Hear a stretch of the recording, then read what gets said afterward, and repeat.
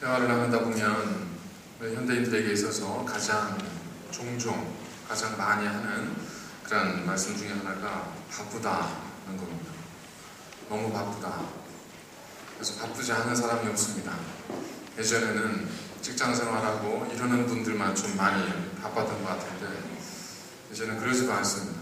학생들도 우리 초등학교 다니는 아이들조차도 뭐 이렇게 시간을 맞춰보려고 하면 아이들이 너무 바쁘다는 것을 저희들이 보게 됩니다.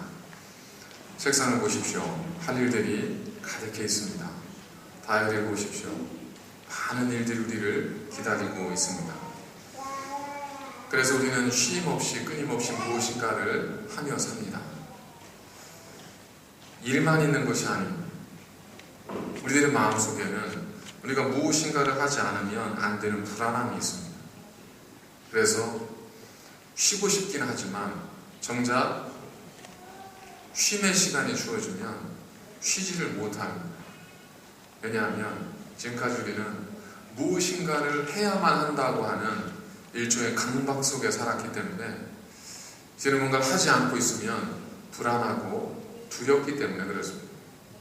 내가 무엇인가를 하는 것이 What I am doing이 바로 나의 아이덴티티고 나의 존재의 의미를 규정을 하다 보니까 우리가 하지 않고 있으면 쉬고 있으면 마치 내가 사회에서 뒤처지는 것처럼 내 존재와 가치가 마치 퇴보하는 것처럼 그런 생각을 갖게 됩니다. 심리학자 데스라고 하는 분이 지은 책이 있습니다. Why we do what we do. 직역을 하면 우리가 하고 있는 일을 우리는 왜 하고 있는가? 우리가 하고 있는 일을 하는 이유 이겁니다. 좀 많이 의역을 하자면 당신은 지금 하고 있는 일을 왜 하고 있습니까? 라는 겁니다. 여기 계신 분들이 직업이 다 다르시고 각자의 처해진 상황이 다 다르십니다. 여러분 나름대로 하시는 일들이 있습니다. 여러분 각자가 해야 될 일이 있습니다. 모두가 다르지만 여러분들은 왜 그 일을 하고 계십니까? 지금 여러분은 하나님을 예배하고 있습니다. 지금 우리에게 묻는 질문은 뭐냐면 여러분은 왜 지금 하나님을 예배하고 있습니까? 라는 겁니다. 우리가 하는 일들을 이렇게 두 가지를 크게 한번 구분해 보면 우리가 해야 할 일과 하고 싶은 일로 나눠집니다. 우리의 해야 할 일은 우리에게 주어진 사회적인 지위와 어떤 책임에 의해서 우리에게 주어진 책무, 의무입니다. 아버지는 아버지로서 해야 할 일이 있습니다. 어머니는 어머니로서 해야 할 일이 있습니다. 직장인은 직장인으로서 해야 할 일이 있습니다. 하나님의 백성은 하나님의 백성으로서 해야 할 일이 있습니다. 그래서 우리는 해야 할 그 일들을 하며 살아가게 됩니다. 그런데 우리가 해야 될 일들, 많은 경우에 우리가 해야 할 일들은 우리에게 그렇게 큰 기쁨을 주지 못하는 경우가 많습니다. 반면 우리가 하고 싶은 일이 있습니다. 많은 사람들이 하고 싶은 일을 하며 살고 싶지만 그러지 못하죠. 그래서 대부분의 사람들은 하고 싶은 일을 하며 살기보다는 해야 할 일을 하며 살아갑니다. 어떤 분은 그림을 그리고 싶어 해요. 그래서 이분은 자기 직업이 있음에도 불구하고 시간을 내고 짬을 내서 TV에 보니까 돌을 주워다가 색깔 나는 돌을 주워다가 돌을 갈아요. 그거 아주 그림을 그립니다. 어떤 분은 너무 조각이 하고 싶은 거예요. 그래서 이분이 샤프심 있죠. 연필심. 아니 샤프심, 연필심. 연필심에다가 뭐 무슨 모양을 다 조각을 합니다. 선수 얼굴도 만들고 별의별 일을 다 해요. 어떤 분은 익스트림 스포츠를 짜릿한 어떤 것을 쾌감을 즐기는 걸 좋아합니다.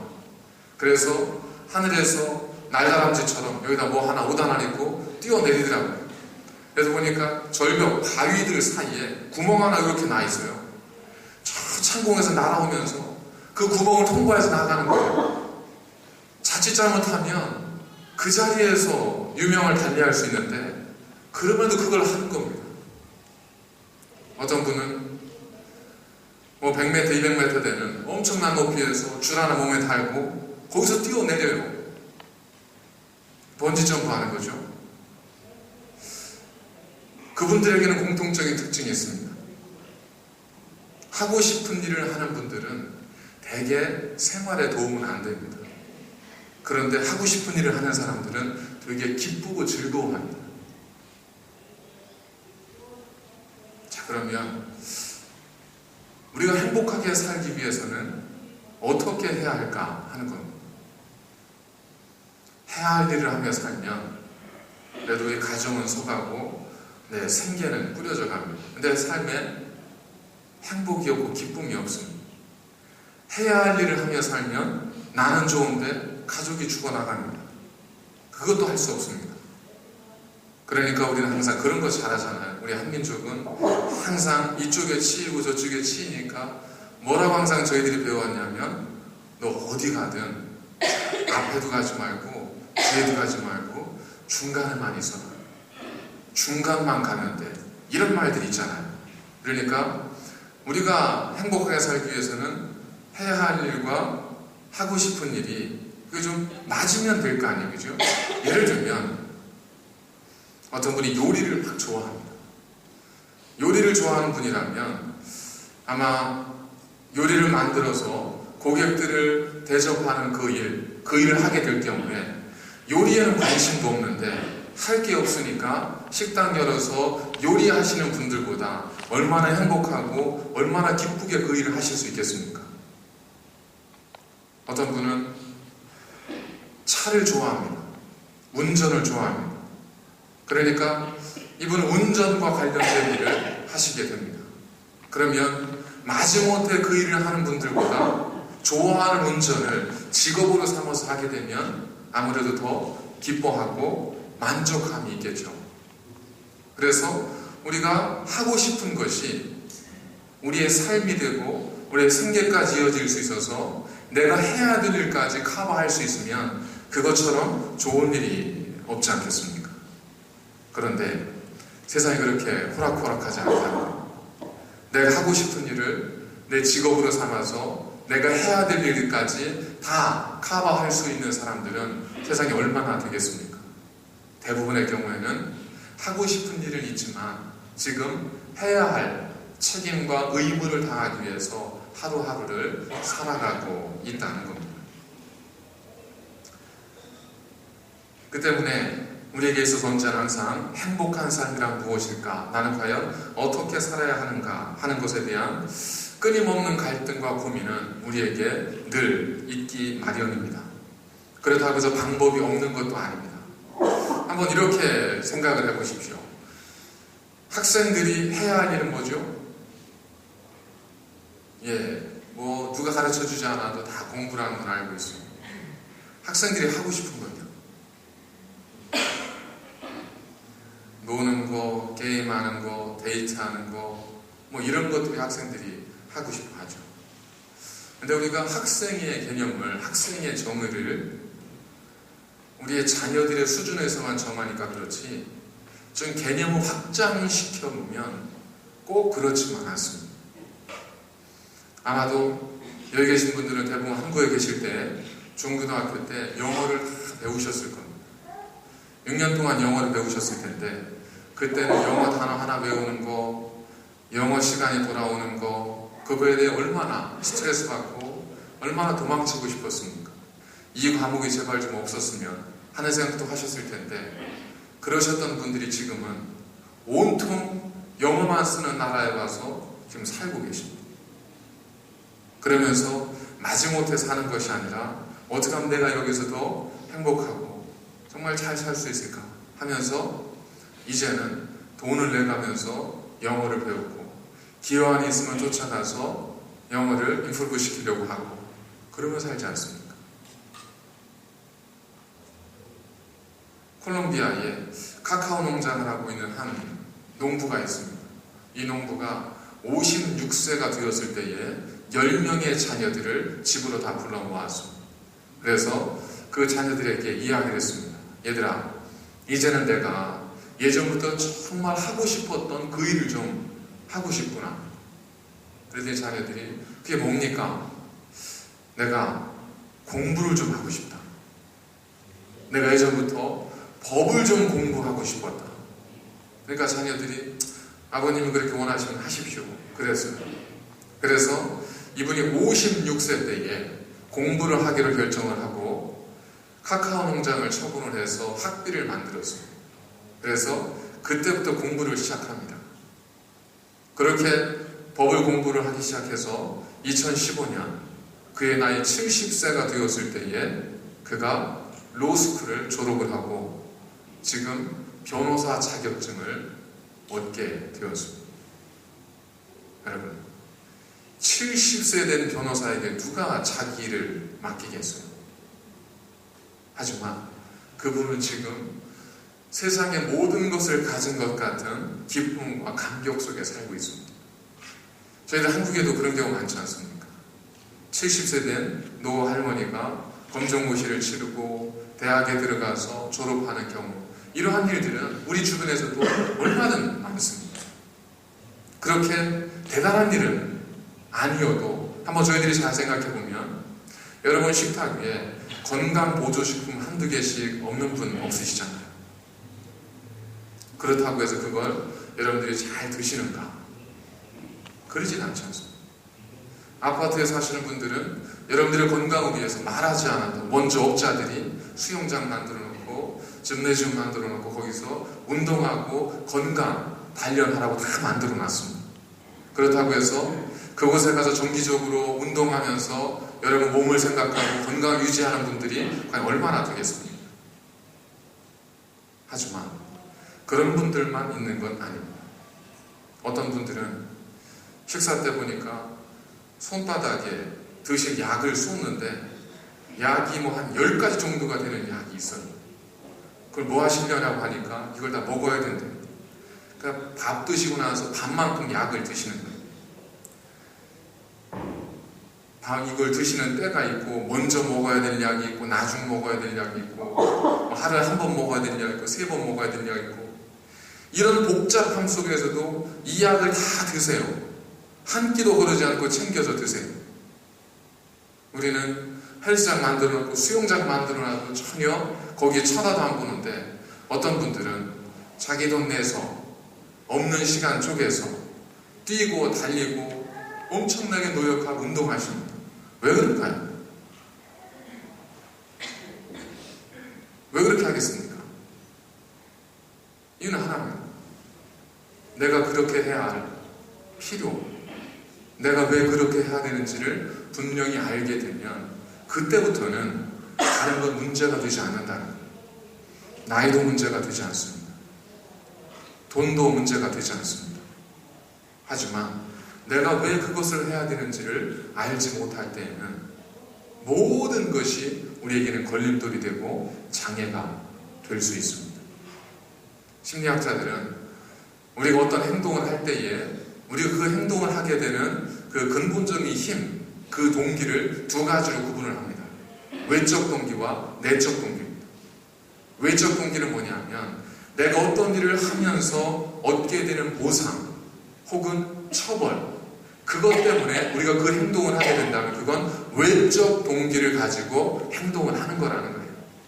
반대로 어떤 보상이나 어떤 처벌, 이것이 아니라 기쁨과 즐거움 때문에 그 일을 하게 된다면 그 사람은 내적 동기를 가지고 그 일을 하게 된다는 거예요.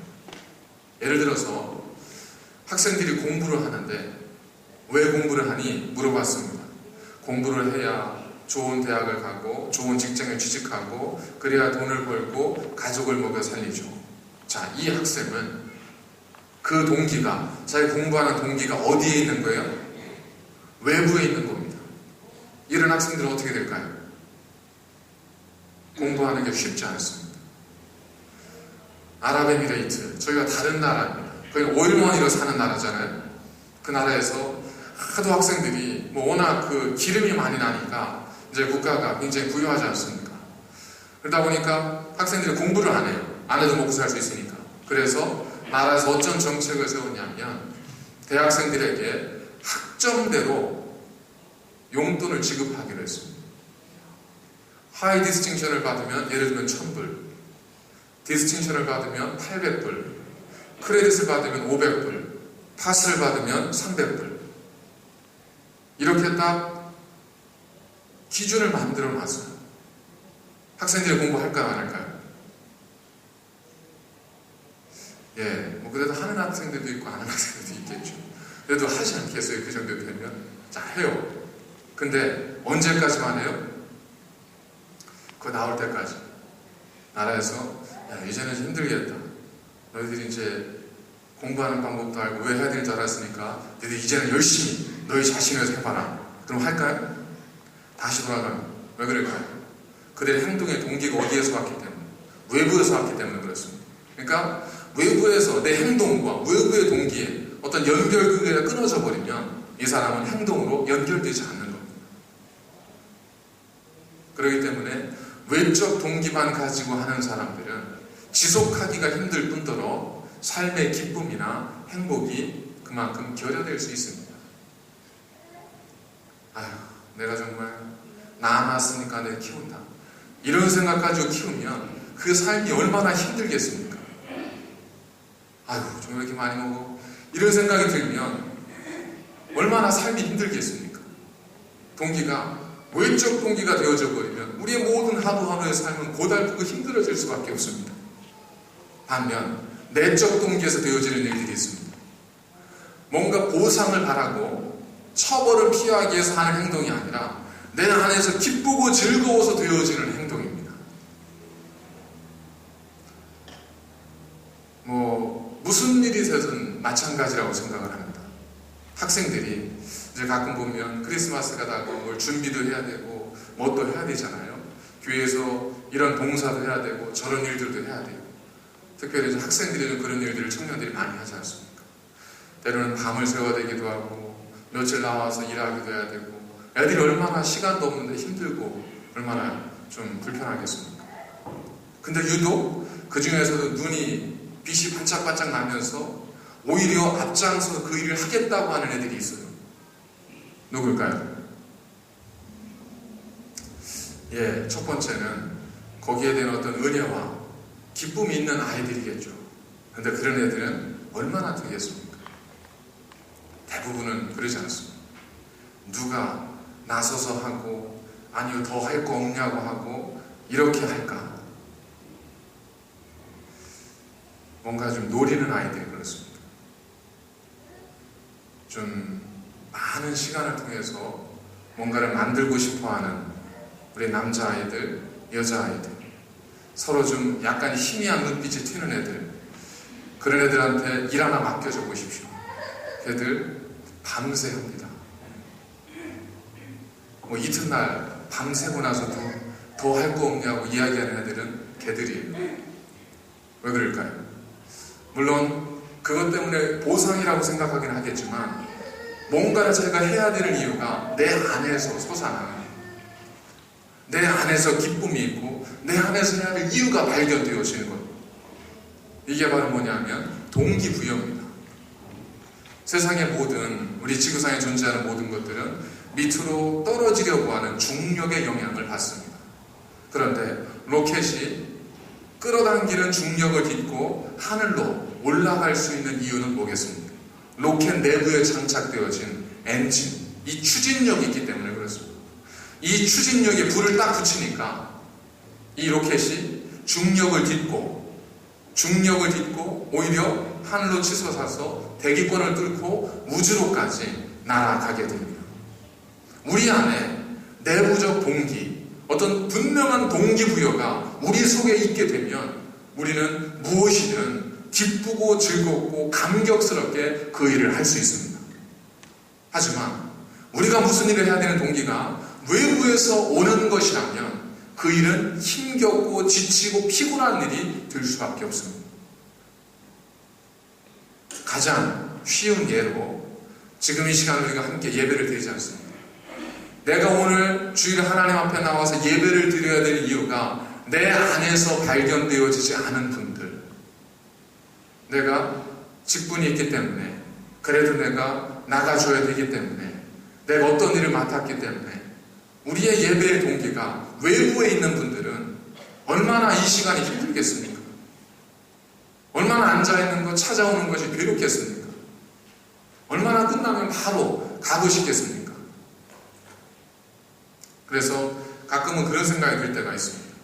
참 계셔주시는 건 너무 감사한데 얼굴 보면 기쁨도 없어요.